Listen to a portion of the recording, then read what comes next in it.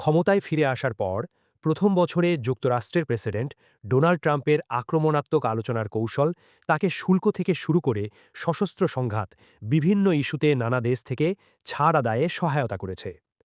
কিন্তু ইরানের ক্ষেত্রে প্রকাশ্য হুমকি, অপমানসূচক মন্তব্য ও চূড়ান্ত বেঁধে দেওয়া নির্ভর সেই চাপ প্রয়োগের কূটনীতি যেন অচলাবস্থায় গিয়ে ঠেকেছে।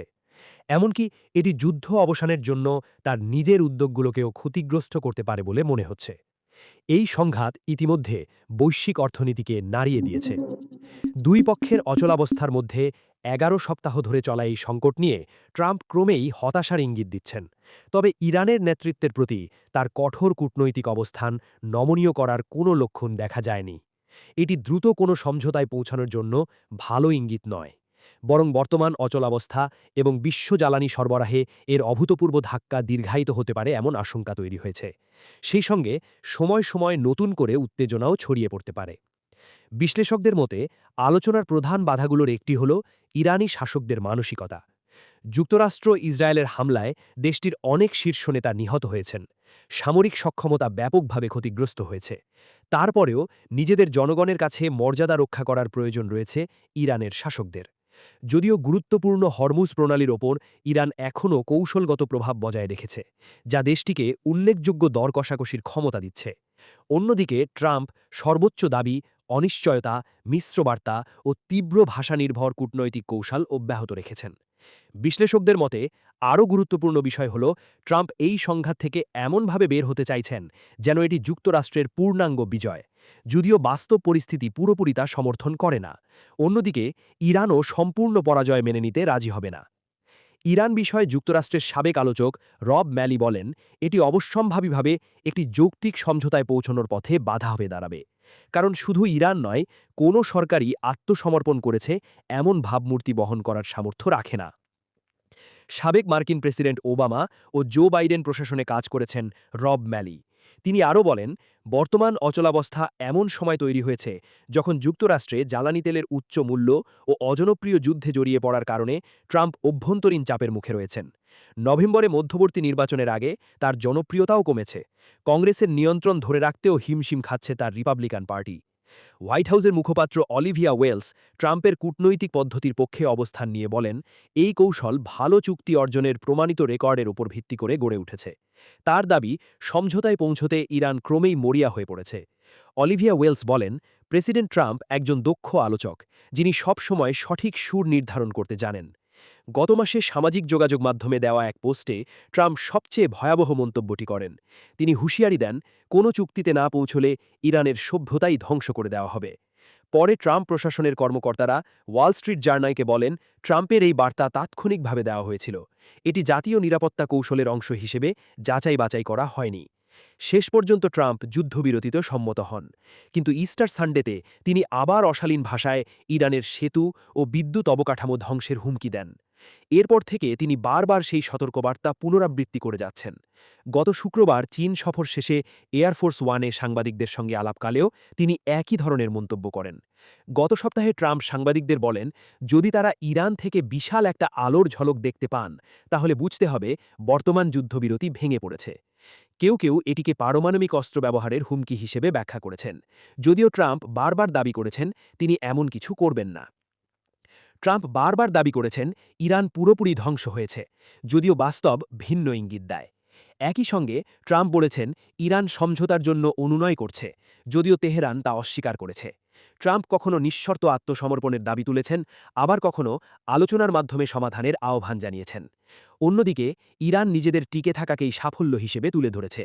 দেশটির দাবি, তারা যুক্তরাষ্ট্র ও তার মিত্রদের ওপর বড় অর্থনৈতিক চাপ সৃষ্টি করতে সক্ষম হয়েছে। বিষয়টি সম্পর্কে অবগত নাম না প্রকাশের শর্তে দুটি সূত্র জানিয়েছে, ইরান প্রসঙ্গে ট্রাম্পের বক্তব্যে আরও সংযম দেখাতে তাকে বোঝানোর কোনো উদ্যোগ হোয়াইট হাউসের ভিতরে নেওয়া হয়নি। জনমত জরিপে দেখা যাচ্ছে, ট্রাম্পের মাগা সমর্থকরা মূলত তার পাশে আছেন, তবে অতীতে তাকে সমর্থন করা কয়েকজন প্রভাবশালী ব্যক্তিত্ব যুদ্ধের বিরোধিতা করেছেন, তার তীব্র হুমকিগুলোর সমালোচনা করেছেন। মধ্যরাতের পর সামাজিক যোগাযোগ মাধ্যমে পোস্ট। সংকটপূর্ণ মুহূর্তগুলোয় ট্রাম্পের কিছু কঠোর বক্তব্য এসেছে তার নিজস্ব সামাজিক যোগাযোগ মাধ্যম ট্রুথ সোশ্যালে। প্রায় সেগুলো এসেছে মধ্যরাতের পর। যেমন গত মাসে ট্রাম্প হঠাৎ করে ইরানের বন্দরগুলো অবরোধের ঘোষণা দেন। এরপর ইরান পাল্টা প্রতিক্রিয়া জানায়, নাজুক যুদ্ধবিরতি আরও চাপের মুখে পড়ে। গত সোমবার ট্রাম্প ইরানি কর্মকর্তাদের সর্বশেষ শান্তি প্রস্তাবকে আবর্জনা বলে উড়িয়ে দেন। যুক্তরাষ্ট্রের ডেমোক্র্যাটিক ও রিপাবলিকান উভয় প্রশাসনের হয়ে কাজ করা মধ্যপ্রাচ্য বিষয়ক সাবেক জ্যেষ্ঠ উপদেষ্টা ডেনিস রস বলেন, প্রেসিডেন্টের কৌশলগত ধৈর্যের অভাব এবং বক্তব্যের অসঙ্গতি তিনি যে বার্তা দিতে চান সেটাকেই দুর্বল করে দিচ্ছে। বেইজিং সফরের সময় ট্রাম্প ইরান নিয়ে তুলনামূলকভাবে সংযত ছিলেন, কারণ তখন তিনি চীনের সঙ্গে গুরুত্বপূর্ণ সম্পর্ক নিয়েই বেশি ব্যস্ত ছিলেন। চীন তেহরানের মিত্র, আর ইরানের অপরিশোধিত তেলের বড় ক্রেতাও চীন।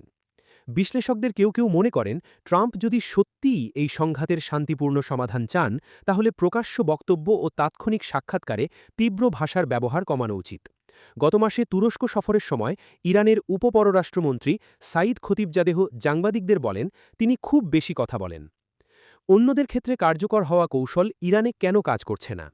তীব্র ভাষায় হুমকি দিয়ে চাপ সৃষ্টির কৌশল কিছু ক্ষেত্রে ট্রাম্পকে সাফল্য এনে দিয়েছে, যেমন বাণিজ্য অংশীদারদের সঙ্গে শুল্ক চুক্তির আলোচনায়, যদিও অনেক সময়ই শেষ পর্যন্ত তিনি প্রাথমিক দাবির চেয়ে কমেই রাজি হয়েছেন। কিছু সংঘাতে ট্রাম্পের চাপ প্রয়োগের কৌশল ফল দিয়েছে, যেমন ভেনেজুয়েলা বিরোধী তড়িৎ মার্কিন সামরিক অভিযান, গত বছর গাজা যুদ্ধবিরতি নিশ্চিত করার আলোচনা। বিশ্লেষকদের মতে ইরানের ক্ষেত্রেও ট্রাম্প নিজেকে বিপজ্জনক হিসেবে তুলে ধরে তেহরানকে পারমাণবিক কর্মসূচি এবং অন্যান্য বিষয়ে ছাড় দিতে বাধ্য করতে চেয়েছেন। তবে ইরানের সঙ্গে আলোচনা করেছেন এমন সাবেক মার্কিন কর্মকর্তাদের মতে এই কৌশল সফল হওয়ার সম্ভাবনা কম, বিশেষ করে দেশটির ধর্মীয় এবং সামরিক প্রতিষ্ঠানের গভীর প্রভাব এবং নিজেদের দীর্ঘ ইতিহাস নিয়ে ইরানিদের গর্বের কারণে। বিশ্লেষকদের মতে ট্রাম্পের হুমকি বরং ইরানের নতুন শাসকদের আরও সাহসী করে তুলতে পারে। নিহত পূর্বসূরিদের তুলনায় তারা বেশি কট্টরপন্থী, আর গত এক বছরে দুইবার মার্কিন হামলার পর আলোচনার মধ্যেই যুক্তরাষ্ট্রের পদক্ষেপের কারণে ট্রাম্পের প্রতি তাদের আস্থা আরও কমে যায়। যুক্তরাষ্ট্রের পররাষ্ট্র মন্ত্রকের সাবেক কর্মকর্তা নেড সোয়ানসেন বলেন, অনেকের মধ্যে এমন ভুল ধারণা আছে যে ইরানের ওপর যথেষ্ট চাপ প্রয়োগ করলে তারা সমর্পণ করবে, কিন্তু ইরানের ক্ষেত্রে বিষয়গুলো এভাবে কাজ করে না। যুদ্ধ বন্ধের আলোচনা থমকে যাওয়ায় ইরানকে সতর্ক করেছেন যুক্তরাষ্ট্রের প্রেসিডেন্ট ডোনাল্ড ট্রাম্প। তিনি বলেছেন, তাদের ইরানের সময় ফুরিয়ে আসছে। নিজের সামাজিক যোগাযোগ মাধ্যম ট্রুথ সোশ্যালে ট্রাম্প লিখেছেন, তাদের উচিত পদক্ষেপ নেওয়া দ্রুত, না হলে তাদের আর কোনো কিছুই থাকবে না। এখনই সময়টাই সবচেয়ে বেশি গুরুত্বপূর্ণ। গতকাল রোববার ইসরায়েলের প্রধানমন্ত্রী বেনিয়ামিন নেতানিয়াহুর সঙ্গে মার্কিন প্রেসিডেন্টের কথা বলার ঠিক পূর্ব মুহূর্তে এ বার্তা আসে।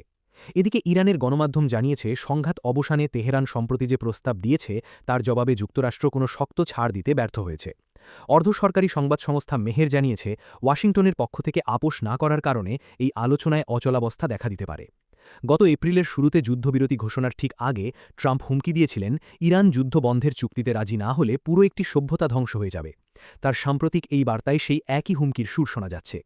চলতি সপ্তাহের শুরুতে তেহরানের দাবিগুলোকে সম্পূর্ণ অগ্রহণযোগ্য বলে প্রত্যাখ্যান করেন যুক্তরাষ্ট্রের প্রেসিডেন্ট। তিনি সতর্ক করেন, এই যুদ্ধবিরতি এখন লাইভ সাপোর্টে রয়েছে। তবে ইরানের পররাষ্ট্র মন্ত্রণালয়ের মুখপত্র ইসমাইল বাঘাই জোর দিয়ে বলেছেন, তাদের দাবিগুলো ছিল দায়িত্বশীল এবং উদার। ইরানের অর্ধসরকারি সংবাদ সংস্থা তাসনিম জানিয়েছে, তাদের দাবির মধ্যে ছিল সব ফ্রন্টে তাৎক্ষণিক যুদ্ধ বন্ধ করা, মূলত লেবাননে ইরান সমর্থিত হিজবুল্লার ওপর ইসরায়েলের চলমান হামলার দিকেই ইঙ্গিত করা হয়েছে এখানে।